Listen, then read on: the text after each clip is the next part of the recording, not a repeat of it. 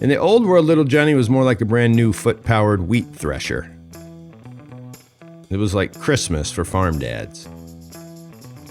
Every time a son was born. Moms, they looked at their daughters and thought, gosh, my inflamed dough-kneading forearms already feel better because little Susie's here. Hello! Welcome again to Why Are We Talking About Rabbits? Rabbits are things that pop up on the interwebs and then run away. They reproduce quickly. They usually don't have a lot to say. Rabbits are nice. They're pretty. But then they're gone. Hiding somewhere. Because they weren't really meaning much to start out with. This is the interweb. But on this podcast, we try to do heavy things lightly. Philosophy, history, theology, years of immersive experiences in order to understand, some key questions. As our world continues to unravel in ways that I think are pretty good on some level. Or at least they're meant to be. This is WAWTAR. This is Why Are We Talking About Rabbits? And this is part 2. What are children for? Anyway.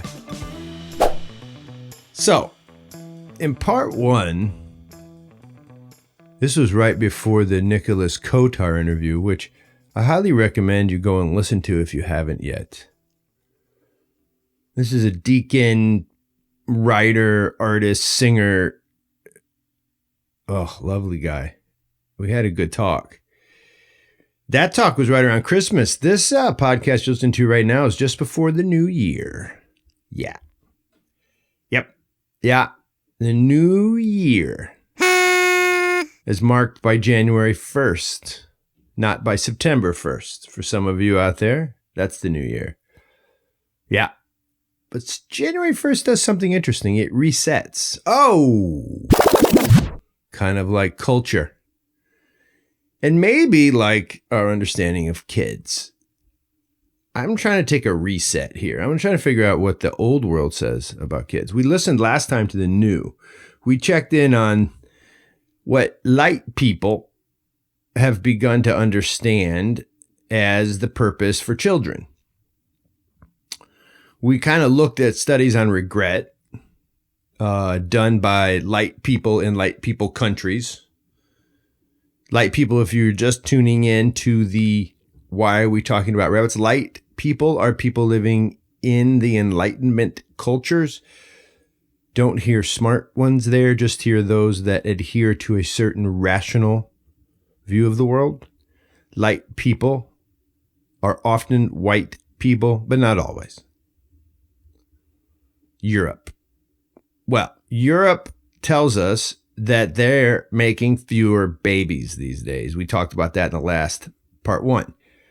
Because there is some sort of question that's been growing in the hearts and minds of light people as to what are kids for? And what we learned from part 1 is that about 10 to 15% of all parents queried in these 2 studies that I mentioned, 10 to 15% of them regret having their kids, which is pretty incredible because most people don't want to say that. You know what I mean? It's like, do you beat your wife? That's not going to get answered properly on most polls. That's why I love it. It's the same with porn. I love how they try to figure out who's watching porn by asking people. Yeah, no, that's not going to bear much. But I will say this, 10 to 15% in these light people polls said, yeah, I regret my kids. Here were the reasons. This is recap time. What's a recap sound, Andrew? Recap. Light people parents said, burnout, perfectionism. I'm not good enough as a parent. So in that sense, I regret having kids. The second thing that both studies cited was you tend to regret your kids more in these countries when there's less access to abortion, which is fascinating. Which is like, if only I had more access to abortion, then I would have not had my kid. Therefore, I couldn't regret. So I think they're really regretting abortion access, but somehow it ties in. There was a correlation between people who didn't get much access and people who regretted at higher rates. There was an aversion to sacrifice. That was definitely one of the main factors in regretting kids. COVID doubled the regret in one study. Yeah, this was a 2021 study. And then there was this thing they called personal progeny incongruence. What? Yeah. You are incongruent as a person with progeny. You don't like kids. It's in your bones. I get that. I think I'm one of those people. Somehow I got them though. And now they're like way cooler than I thought. But anyway, I don't know. Now I'm in trouble. Well, look, here's the deal. These were the major sort of reasons for regret in these 2021 studies. And in some ways, just before signing off last time, I tried to tackle the reasons that, they do have kids. Like, if these are the reasons I regret, what are the reasons for having kids? The purpose of kids. And basically, again and again, in all the things I was reading and all the things I have read, and in the world I live in called the New World, you just see that we're wired for it. I think that's 95% of the we're wired. Like, we can't help it. It's wiring. Like Westworld. Like Maeve, the barkeep, she was just wired. She tried to escape her wiring, but she couldn't. Just to enlighten that a little bit, Vinita Mehta, she's a PhD in the science of children. She puts it like this, quote, "People really do need to reproduce, either directly or indirectly." She goes on, "For nature to continue operating on our genes, we need to reproduce. This is not the reason or purpose for kids," she says, as that would insinuate some form of intelligent design for human existence. Rather, having a kid is just a mechanical fact, unquote. Yeah, Vanita is just saying nature needs our genes, and it's a fact. Of course, the quote implies that nature is asking or something. Give me your genes. But it wouldn't be that, because it's Mother Nature. Hello, give me your genes.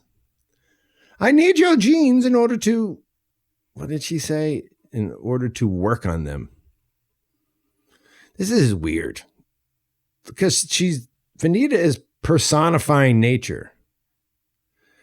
And that's not very mechanical or factual. It's not very much in line with the rational revolution to personify nature. No, people don't need to reproduce. At all. For any reason. Ever. I don't need to. The philosophical terms aren't right. I am moved to or something. Right? New World rationalists can't say things like, nature needs you to do that, without attributing some sort of magical or, quote, quasi-religious property to nature and to us. Look, man, people don't need to reproduce, okay? In a utilitarian worldview, that's ridiculous. I don't need to. Now, I might be driven to, I don't know, something in me, there's instinct or something, but then that gets into the ineffable. We desire to reproduce. But the studies show that we in the light people world, we desire it less and less. And that brings us to old world understandings of kids. What does the old world, pre-enlightenment culture in general, what does it say kids are for? Let's go 7th century. An unenlightened human. What did he or she say kids are for? Want to check it out? But before we do, here's a little ad from our newest sponsor. Andrew? Andrew, what does growing plant music sound like? If you grow plants, beautiful plants, and then sell them, what would that music sound like? That's the music we're playing right now. Here we go. Seagrown. That's right. Seagrown Company. Great company in Naples, Florida. Florida's finest wholesale nursery, in fact, where they combine modern plant technology and old school nursery experience. There you have it. The old and the new world at Seagrown. Go to seagrown.com and learn about container-grown, trend-setting wholesale nursery love. Seagrown of Naples, the dynamic nursery, has become the go-to plant material portal for high-end landscape designers, architects, building contractors, and those who know the difference plant quality can make in their projects. And they sell not only to Florida, but they sell all the way across the country. Go to seagrown.com or call the shop at 239, area code 239-273-9027. Experience beautiful plants for your best projects. Seagrown. So,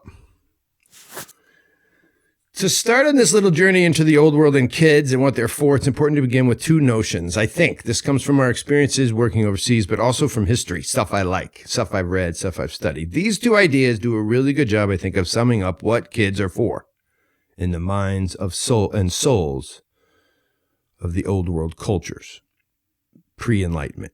Here are the two ideas we need to dig down on. First, service, and the second is offering. If you don't like that word, sacrifice. Service in the sense of an offering, a sacrifice. So first, let's talk about service. I think this is true. Check it against, I don't know, your world and your mind and your soul and your studies. But in the old world, it's very clear that kids serve parents, period. People have kids to serve in the field, farm work. They have them to take care of them when they grow old. And I mean, like, they have sex knowing they need little nursing home attendants later in life. Yeah, they don't have a retirement plan that involves the Villages. Whatever that big, anything in Florida that they build for old folks. They don't have this stuff in the old world. So they make little babies to be nursing home attendants. Yeah. Old worlders have kids so they can make them into soldiers who can then claim land and, well, upgrade the family social status. Fact. Kids, allow the family name to persist, especially boy kids in most old world cultures. So, family name. Let's have a kid so we can have a family name. Go on into perpetuity. It's how it works. I'm not saying it's good or bad. It's how it works. The old world loved them kids because kids served the needs of the family, especially the parents. And we see it all the time in Africa and Central America and even in the Caucasus. The old world, right? The old world demands service from the young. And guess what? The younger you are, the more you serve. So little brothers serve big brothers and big sisters, all the way up the age chain. Old equals wise, and wisdom must be honored. It's really not complicated, but it's breaking down. I can tell you a story real quickly about a woman named Tsige who works in Ethiopia. We know her. She basically had to start an old folks' home, a type of hospice, because the urban economy in Ethiopia had driven all of the young people into the cities where they were working in this very new world economy and were not able to take care of their parents. You were seeing the birth. This was 5 years ago. We worked with her. 5 years ago, you're seeing the birth of the new world economy and how it was creating very new world problems. That's not to say the old world doesn't have problems. Don't get me wrong. But, yeah, you had kids to take care of you when you got older. Well, now, other people do it for you because you have to work. Anyway, in many ways, parents without kids means parents who cannot thrive and flourish. And that's changed. For the new world, many light people, parents see kids as the impediment to flourishing. It's an exact reversal. If I don't have kids, I can't flourish. In the New World cultures, if I have kids, I might not flourish. I mean, at least that's how it works in the minds of many, many people as they get older and start to, consider children. Kids have become an evolutionary no-no. I mean, it's not like parents are sitting around in the delivery room these days with little raisin-faced Johnny on their lap saying, woo, whoosh, thank God. I wasn't sure how we'd survive the next 20 years without this little anxiety-inducing creature. Yeah, it's changing, man. In the old world, little Johnny was more like a brand new foot-powered wheat thresher. It was like Christmas for farm dads.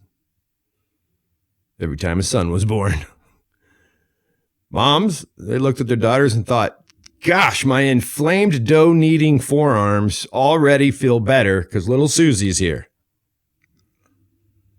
Service. Yeah. It's a thing, man. Old school. Now, what about this concept of offering sacrifice? This is really important. I think it's even more important, and it's more esoteric, but man, just play along because it's the real forgotten aspect of this whole old world, new world kid thing.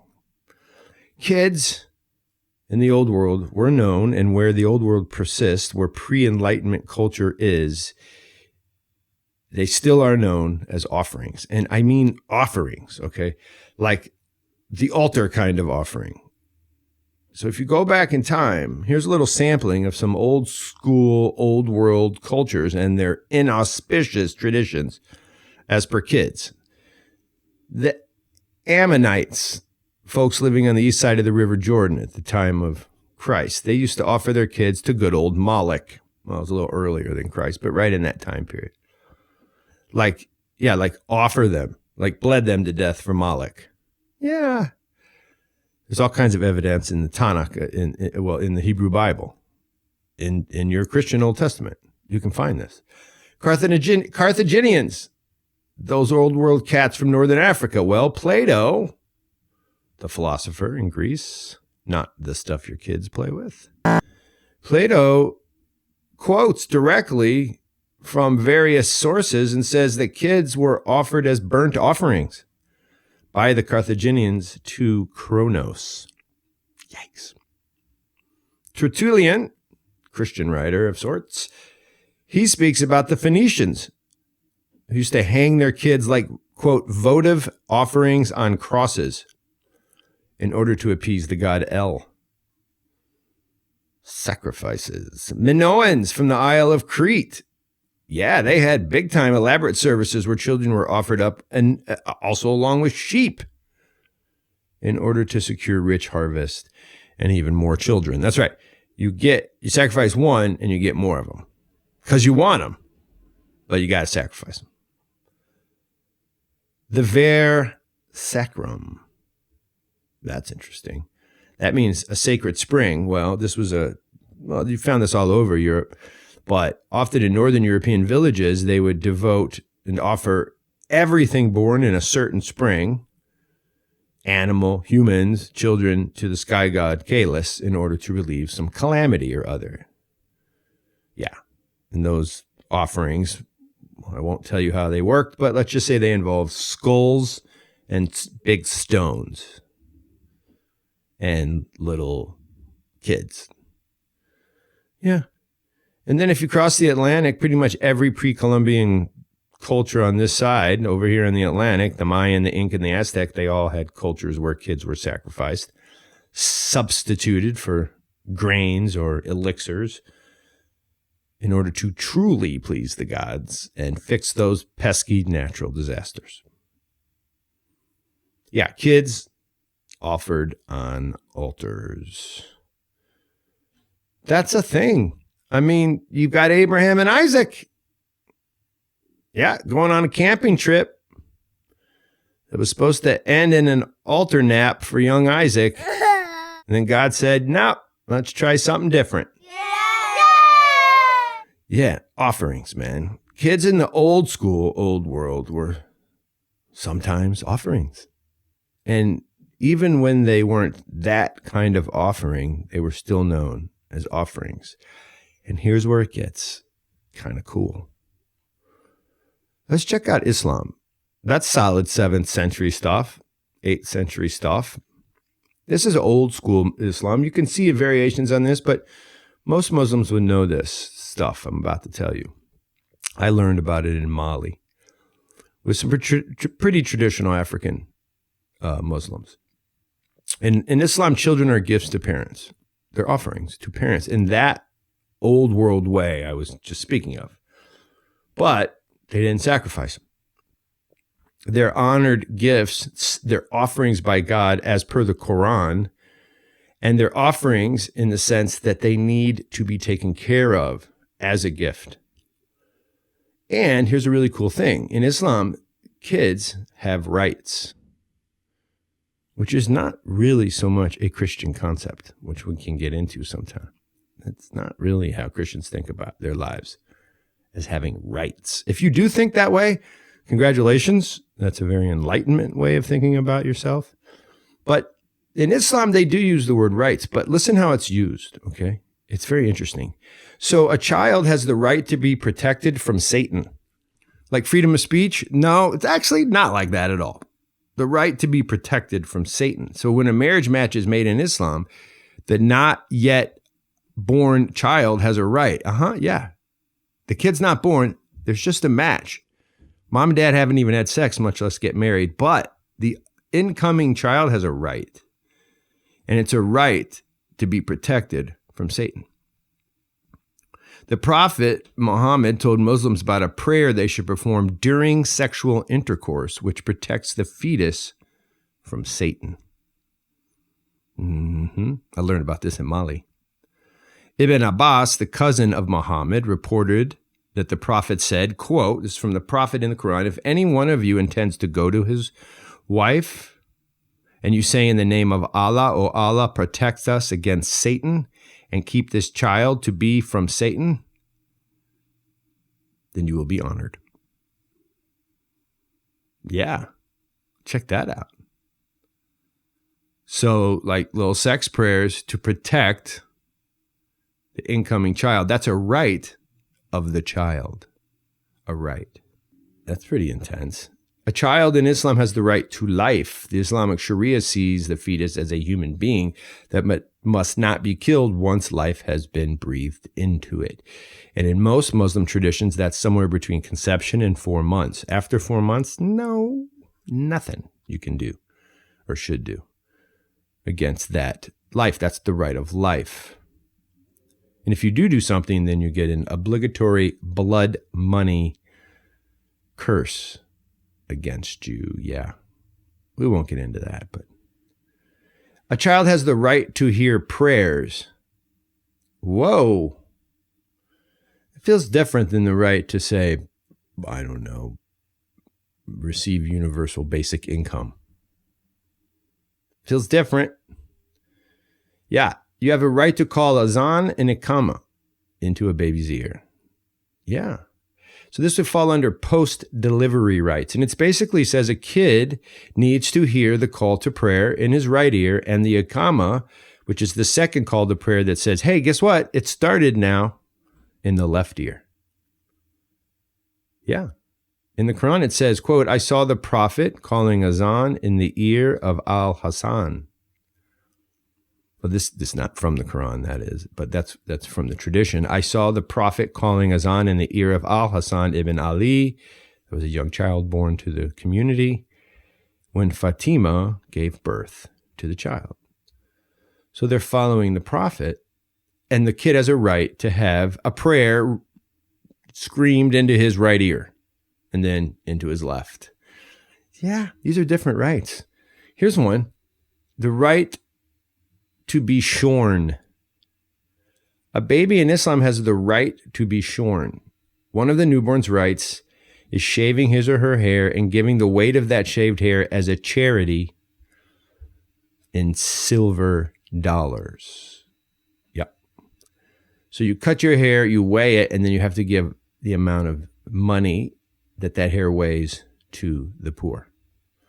And the baby has the right to be shorn. What?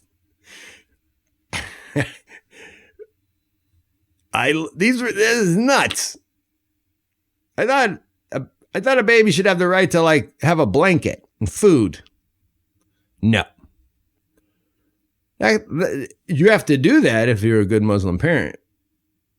Yeah, I mean I guess it has rights to that, but that's your responsibility. But the kid has these rights. So there's something funny about these rights. They don't feel as much as rights as demands on parents, right?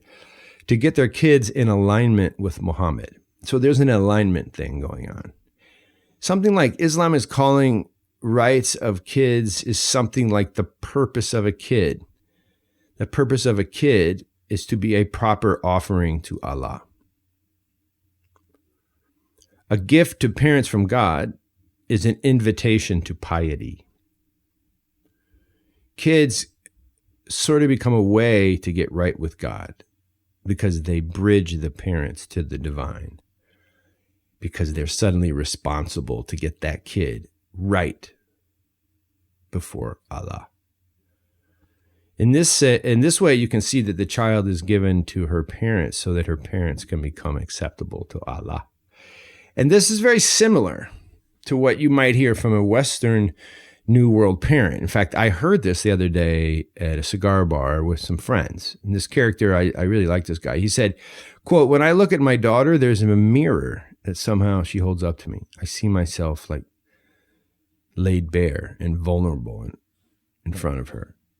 I'm challenged and pushed by her to become the person that she sees her dad to be."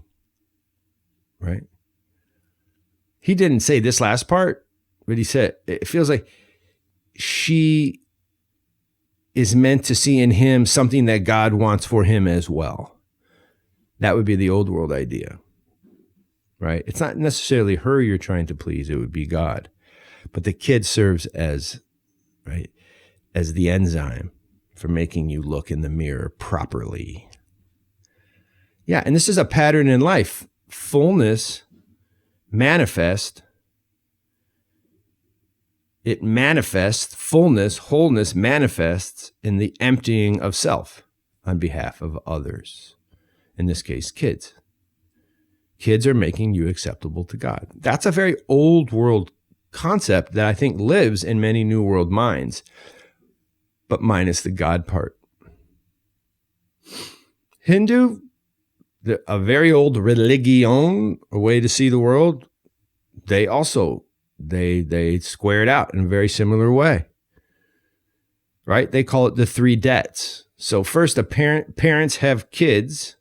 The purpose of the kids is so that the parents pay back their ancestors.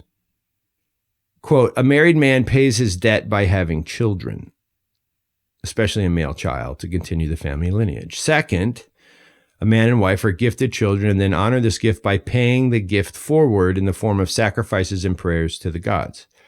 So this is stuff like incense and alms to the poor. So basically a kid here is for making his or her parents better at being godly. And finally, a good Hindu has kids and then teaches the kids the way of the gods, and he does this to pay back a debt to his religious teachers, his gurus. Right? Teach your kid what your guru taught you. Pay back the guru. That's a very circular understanding of kids, right? But notice it's all tied into something higher. And then look at the Christian Orthodox understanding. Old school Christian children are born to their parents in order that they might glorify God.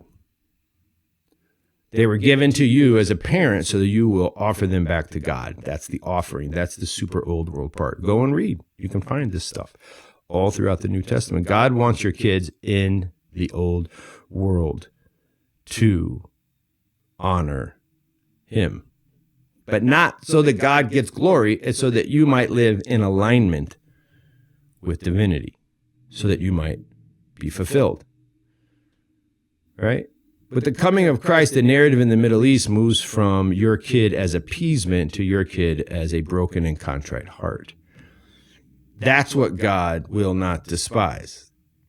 a broken and contrite heart. And that's what a kid is for. A kid is so that you as parents and kid as reality may both be broken and be a proper offering to God. So a good soul is what God wants from your kid. It's the purpose. Yeah. Yep. That's kind of how it works, right? So for old world people, the best thing that could ever happen to them is the kid, right? The word inherit and the word heritage are related. And one's heritage is linked to what they've inherited. You don't get to claim for yourself what your heritage is. It was given to you. So who you are is what you were given. And in order to honor that inheritance, you must offer thanksgiving. It's the way of the old world. Offer to the giver what the giver offered to you. In the Orthodox Christian liturgy, a pretty old world event, and an event aimed at remembering, putting back together what is already true, remembering, like taking all the members of a body and remembering them, putting it back together every Sunday.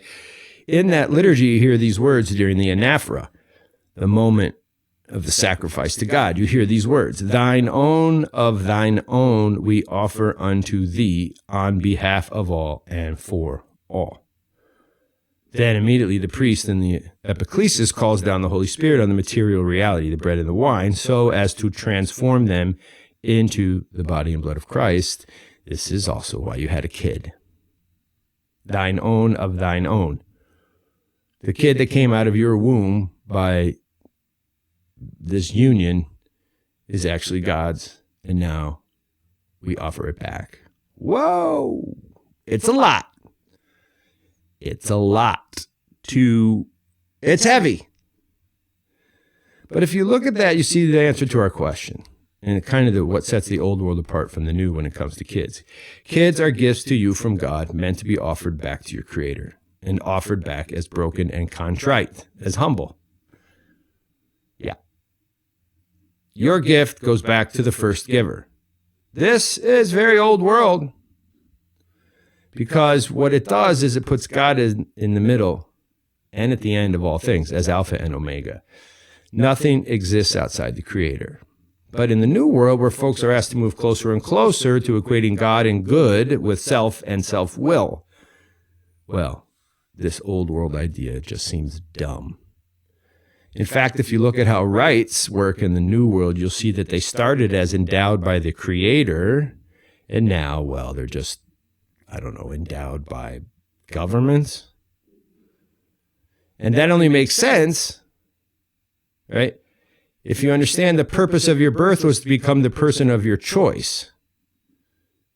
That choice having nothing to do with something like a God or Creator. And if the government is democratic, the government represents the people. And in that sense, the people are the ones giving you your rights. The rights have to come from somewhere. And in the new world, they come from the God. And that's me and you.